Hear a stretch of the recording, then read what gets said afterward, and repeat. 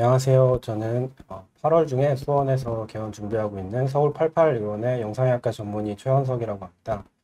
오늘은 투석 혈관에 대해서 옆에 계신 고려대학교 안암병원의 권요한 교수님과 함께 말씀을 나눠보도록 하겠습니다.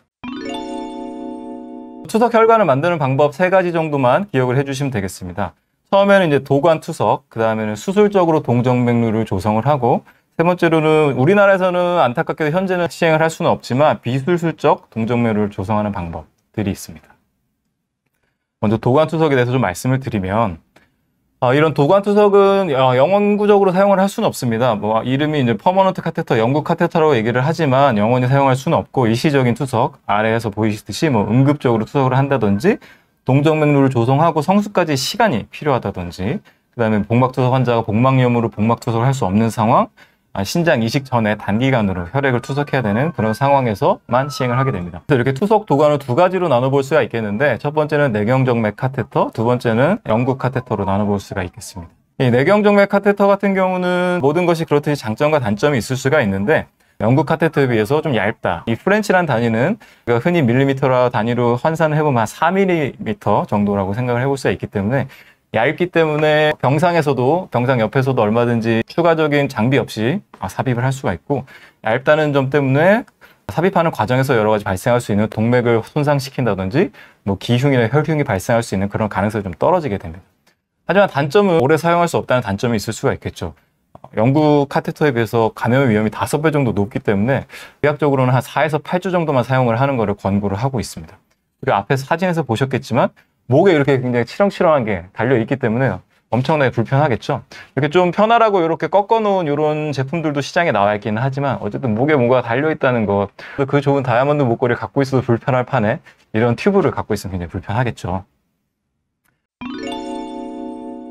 그래서 두 번째로 이제 영구 카테터를 볼 수가 있겠습니다. 이 영구 카테터의 가장 큰 특징은 바로 이런 섬유띠가 있다는 겁니다. 이 섬유띠를 피하 지방층에 삽입을 하게 되면 피하 지방층과 굉장히 이렇게 밀착이 되게 돼서 세균들이 들어가지 않는 피하 터널 방식으로 구성이 되게 됩니다. 내경정맥을 삽입을 하고 나서 피하 터널 방식으로 이루어져 있기 때문에 균이 들어가는 길이 굉장히 깁니다. 균 입장에서는 거의 우리 은하에서 안드로메다 은하까지 가는 그런 수준의 거리가 되기 때문에 감염의 위험이 굉장히 떨어져서 6개월까지 사용을 하기로 권고를 하고는 있지만, 그보다 훨씬 오래 쓰는 분도 존재를 하게 됩니다.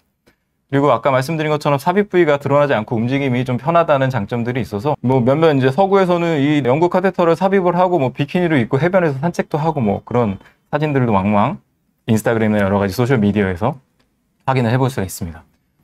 하지만 한 가지 단점이 있을 수가 있는데, 도관 구경이 굉장히 두껍고, 이 관을 넣기 전에 쉬스라고 하는 그건 훨씬 두껍습니다. 14프렌치라고 얘기하면 거의 이제 5, 6mm 이상의 구멍이 필요하기 때문에 삽입 시 아까 말씀드린 동맥을 손상시킨다든지 기흉, 혈흉이 발생할 수 있는 합병증의 발생률이 상승을 하기 때문에 신중한 삽입이 필요하게 돼서, 결과적으로는 초음파와 투시 조형 장치를 동반해서 사용을 하게 되면, 일반적으로 그냥 삽입할 때는 초기에 이제 이 도관이 작동하지 않을 확률이 14%에 육박을 하지만 0% 수준으로 만들 수가 있고, 주요 합병증, 아까 말씀드린 합병증이 발생할 확률이 6%에 육박을 하지만, 역시 이것도 마찬가지로 저희가 전문적으로 시행을 하게 되면 0%에 가깝게 만들어 드릴 수가 있습니다. 그러면 수술적 동정맥류 조성을 어떻게 하느냐? 일단은 동정맥류를 만드는 가장 큰 이유는 동맥과 정맥을 연결해서 투석에 사용하기 위해서입니다. 동맥 같은 경우는 굉장히 혈류가 빨라서 투석을 할 만한 조건을 갖추고 있지만 굉장히 몸속에 깊은 데에 있기 때문에 천자를 하기 어렵습니다. 반면에 정맥 같은 경우는 표면에 있기 때문에 천자를 하기는 쉽지만 혈류가 굉장히 느리기 때문에 이 투석을 하기에 적절한 혈류를 만들어낼 수가 없겠죠.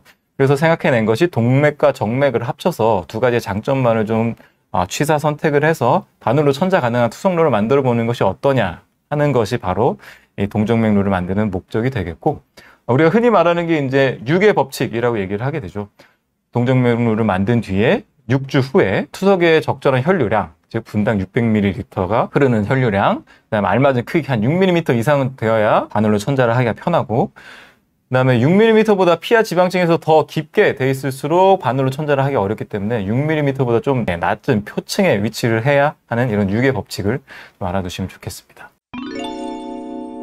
수술 전에 여러 가지 검사를 합니다. 여러 가지 병력 청취를 해서 주 사용선이 어떤지, 대부분 이제 오른손잡이들이기 때문에 오른손에 동정맥류가 생기면은 생활하는데 불편하기 때문에 왼쪽에 주로 하는 편이고, 신장 이식을 언제 받을 것인지, 당뇨 유무가 있는지, 신부전의 위험이 있는지, 그다음에 진찰을 해서 말초 동맥 맥박을 촉진한다든지, 알렌 테스트, 그 다음에 뭐 양팔의 혈압의 차이가 있는지를 확인해서 뭐 동맥 질환이 있는지, 그 다음에 지혈대를 사용해서 정맥의 뭐 해부학적인 구조가 어떤지를 판단하게 됩니다. 정맥 조영술을 통해서 수술 전 정맥의 해부학적인 구조를 한꺼번에 파악하기 좋은 측면들도 있고, 혈관 초음파를 이용해서 일단 기본적으로는 동정맥류를 만들 때 최소한 정맥의 직경이 2mm 이상은 되어야지 추후에 성숙하는데 잘 성숙이 되기 때문에 그런 것들도 혈관 초음파를 이용해서 판단을 하고 수술을 하게 됩니다.